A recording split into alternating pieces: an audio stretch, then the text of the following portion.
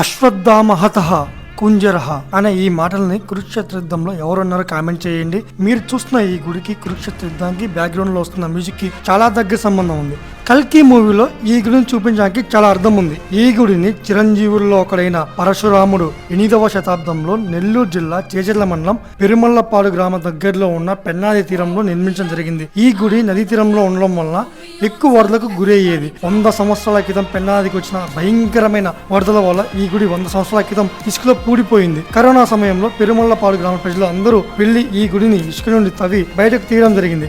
ఇంకా సినిమా పరంగా వస్తే చిరంజీవుల్లో మరో వ్యక్తి అయిన అశ్వత్థామ ఈ గుడిలో ఉంటూ శివుడికి పూజలు చేసుకుంటూ ఉంటున్నట్లు మనకు చూపించడం జరిగింది.